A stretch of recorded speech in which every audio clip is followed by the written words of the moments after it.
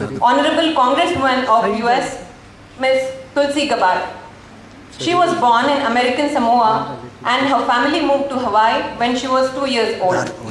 Right from the start, Ms. Tulsi was deeply influenced by the Bhagavad Gita, and later in her teens, she chose to be a practicing Hindu. She joined the Hawaii state legislature in 2002 at the age of 21, thereby becoming the youngest person ever elected to the Hawaii state legislature. She served in the Hawaii National Guard the next year and in 2004 went to Baghdad to be a medical operations specialist. By doing this, she became the first elected official in the state of Hawaii to ever step down from public office to voluntarily serve in a war zone. A big round of applause, please. In 2008, she was deployed to Kuwait to work with the nation's counter-terrorism trainees. And in the year 2010, Ms. Tulsi was elected to serve the Honolulu City Council. In 2011, Ms. Tulsi was commissioned a captain in Hawaii's National Guard and served as a company commander with 75 soldiers reporting to her. In 2012, Ms. Tulsi ran for US House of Representatives for Hawaii's 2nd Congressional District and won by a huge margin. On January 3rd, 2013, she took her official oath of office in the US House of Representatives, swearing in on the Bhagavad Gita.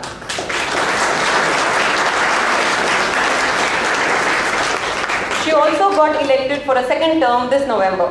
Tulsi is the first American Hindu ever elected to Congress.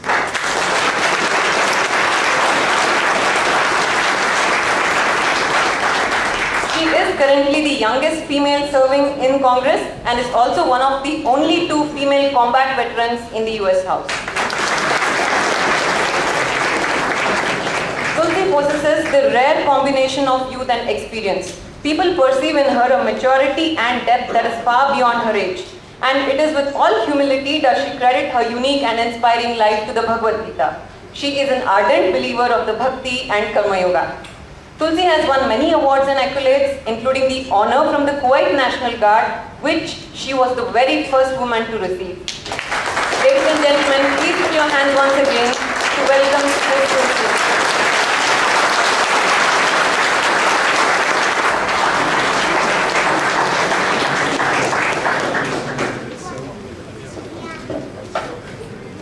Namaste, aloha, and Jai Shri Krishna. I couldn't hear you. Jai Shri Krishna. Much better. Thank you all so much for welcoming me here so generously and so kindly this evening. It's an honor to join you and to be able to share a few of my own thoughts and insights with you. Thank you for your very kind introduction. She did a fantastic job. She's still working. That's for you. Where I come from in Hawaii, some of you may be familiar that a common greeting that you will hear is aloha. Aloha may be a little similar. Yes, aloha. Aloha. It's a little similar to namaste. It is used oftentimes for people when they say hello or goodbye, but it's also often used in a very superficial way. Actually, there is a very deep meaning to the word aloha that's very special. When you greet someone with aloha, you're greeting them with deepest respect and an open heart. When you say aloha, you're saying that I offer you my respects and my heart is open. Lord Chaitanya Mahaprabhu teaches us that only one who has such aloha, such respect and an open heart can truly chant the holy names of God. Lord Chaitanya's prayer is one should chant the holy names of the Lord in a humble state of mind, feeling oneself to be lower than the straw in the street. One should be more tolerant than a tree, devoid of all sense of false prestige, and ready to offer all respects to others. In such a state of mind, one can chant the holy names of the Lord constantly. What we see in the world today, whether it be in our neighborhoods, in our communities, in our country, in many different industries around the world, is that we lack true leaders who exhibit this spirit of aloha, of true respect, truly caring for those around them, and acting as a servant rather than a master. Whether it be in the realm of politics, in government, whether it be in business, in education, in healthcare, in entertainment, whether it be in our communities or in a very personal way, in our families. We need such self-realized, self-satisfied leaders. Unfortunately, as we turn on the news at night and we see the pain and the suffering around the world, we see this as a product of the fact that so many of our leaders do not have this aloha. They don't understand what it means to be a servant leader. They're not striving to live by these principles of aloha. The decisions that they make, the actions that they take, are only about themselves and their own selfish ambition. Whether it's their care for political power, for fame, for money, for status, for glory, this is their motivation. And we see as a result, the people and our environment suffer. As was mentioned in the introduction, I took my congressional oath of office on the Bhagavad Gita. And since then, many people asked me why I made that choice. Why did I choose to take this very important oath on the Bhagavad Gita? And my answer to them is actually very simple. Lord Krishna and his words, his teachings to all of us in the Bhagavad Gita are my life and my soul. His teachings of bhakti and karma yoga are truly the foundation and the motivation for my life. Actually, the Bhagavad Gita, for all of us, is the perfect textbook for anyone who wants to learn how to be a servant leader.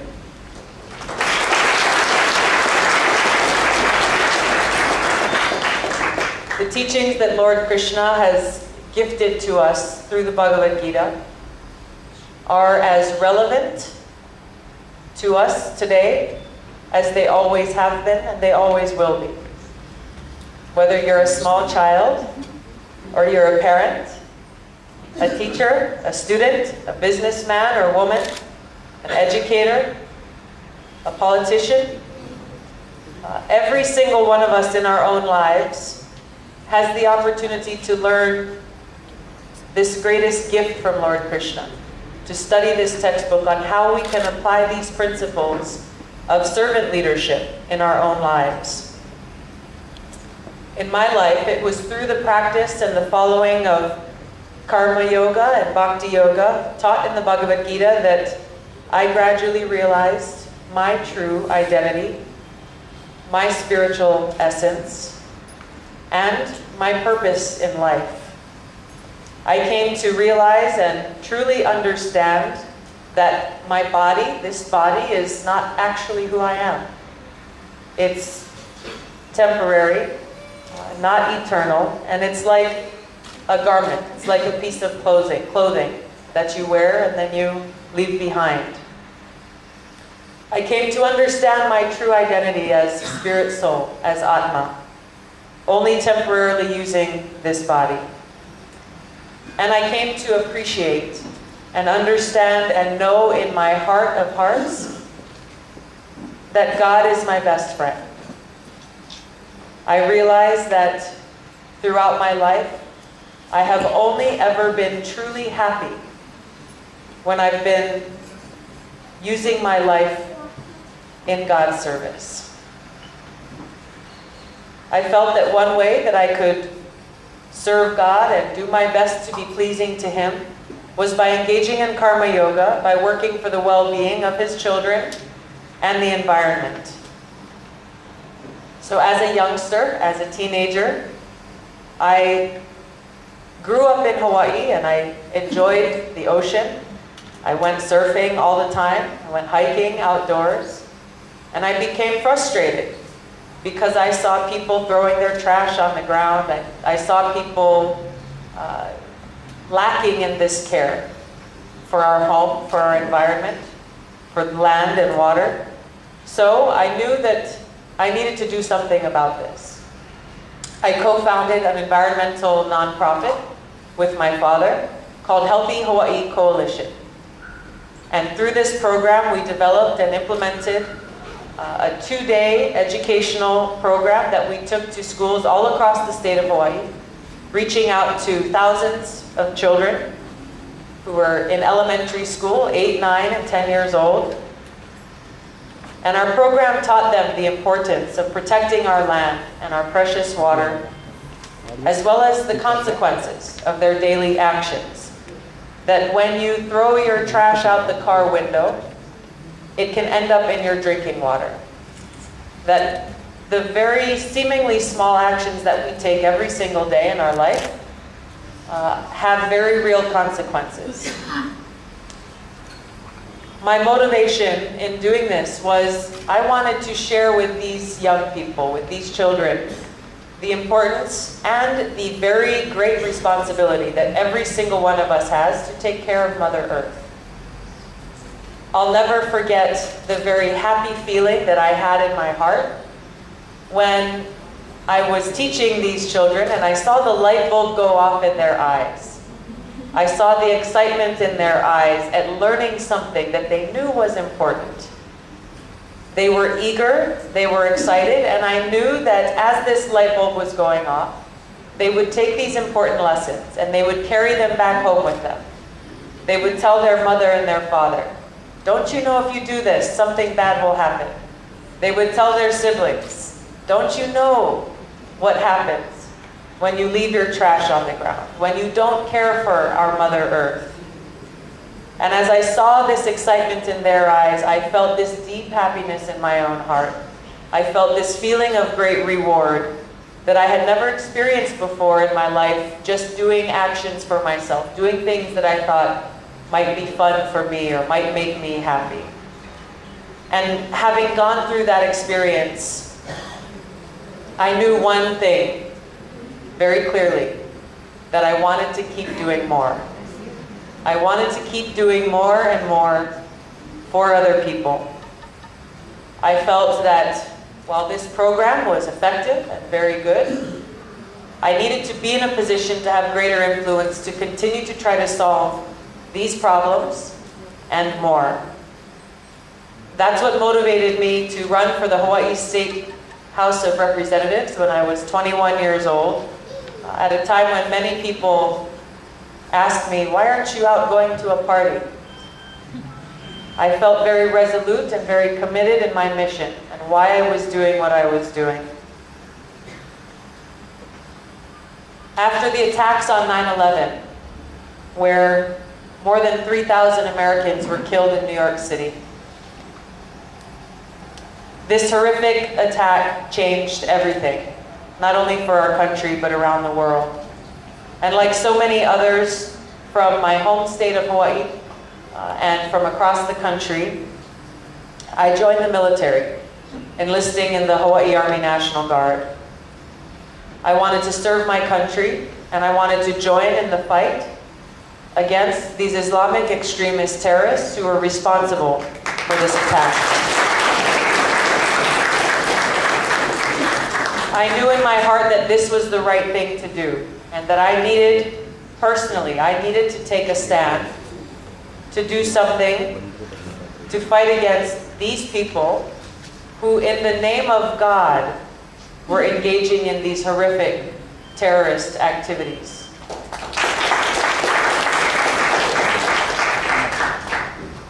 So less than a year later, in 2004, I was campaigning for re-election in Hawaii. It looked to be a very easy re-election. My opposition was very minimal, and I was feeling very content and peaceful. Hawaii is a beautiful place. I was with my family and with my friends. But then the brigade combat team in my military unit was called up for a deployment to Iraq. I found out that close to 3,000 of my brothers and sisters would soon be deploying to this far-off land, deep in conflict, but I wasn't among those who were called up. For whatever reason, I was being allowed to continue my life in my beautiful home without disruption. I was faced with a decision, one, between an easy re-election to my state house seat, and the other, volunteering to deploy with my brothers and sisters to Iraq.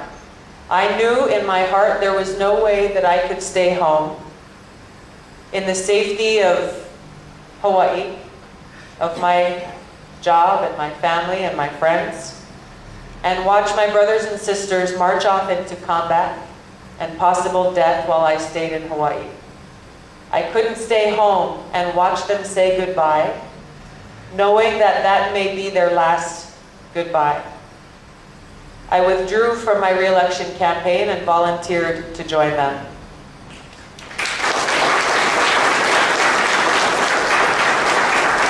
Shortly after arriving there to the camp where we were based for most of the time, it was a camp about 40 miles north of Baghdad, a camp that was nicknamed Mortaritaville because of the constant mortar attacks on the camp.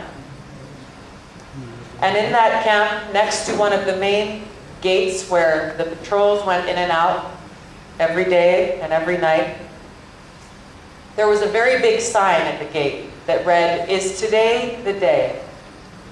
In big black letters, "Is today the day?"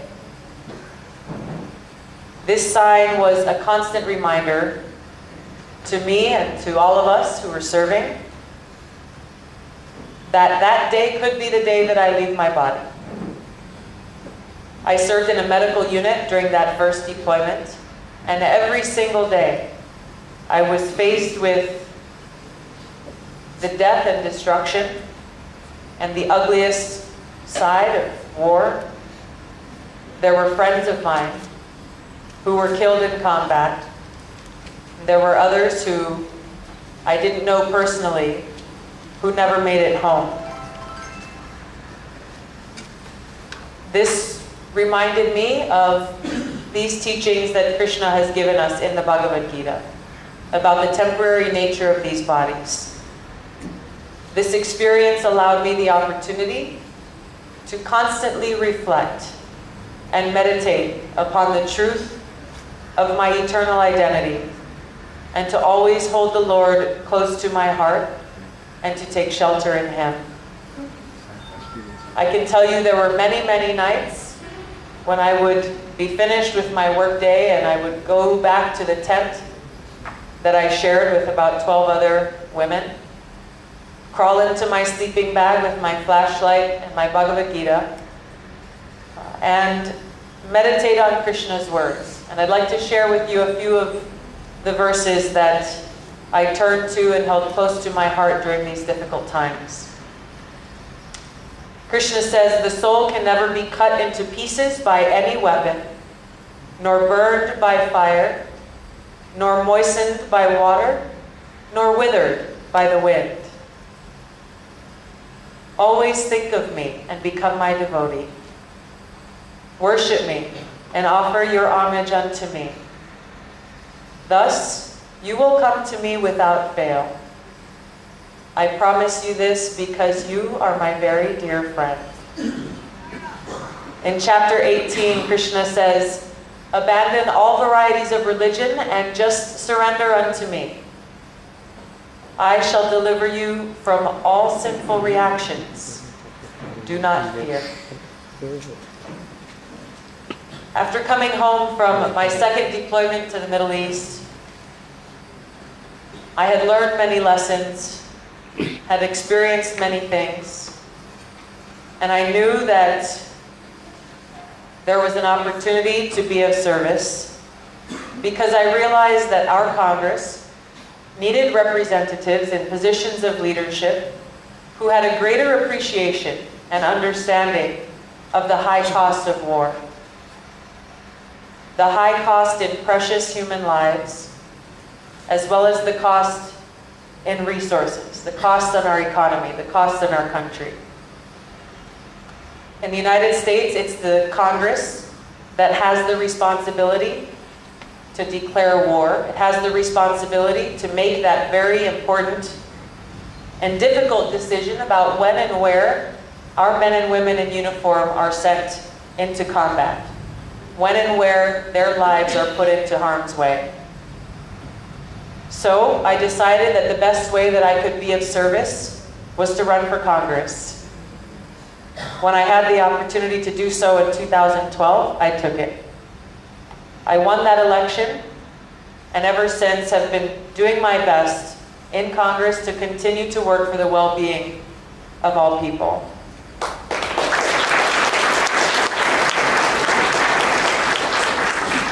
I truly believe, and I know, that if those of us who are in positions of leadership anywhere, if we truly live in the spirit of karma and bhakti yoga, if we're motivated out of actual true respect, out of a real sincere love and care for others, if we see ourselves as servants working for the well-being of others in all that we do, then our world can become a much better and happier place.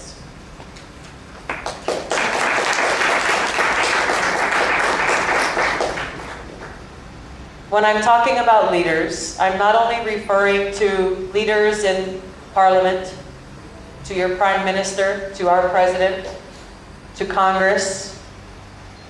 I'm referring to leaders in all sectors, in all industries, in all fields of endeavors. Each of us has the opportunity to apply these principles of karma and bhakti yoga in our own lives. If you're a farmer growing food, you can grow food that is good, that will nourish and feed people. If you're sweeping the street, you can clean those streets so that our children and our families have a healthier place to live. If you're in the military, you can stand up with integrity in your service to your country and your people.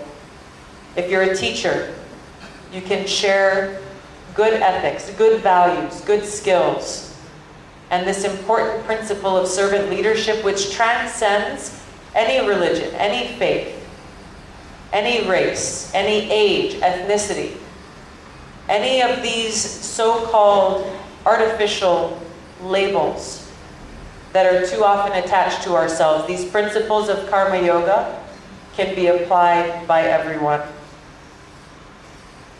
Every single one of us can work in the spirit of karma yoga, motivated out of love for God and love for others. Mahatma Gandhi said, this is a very famous quote, I know many of you know, the best way to find yourself is to lose yourself in the service of others.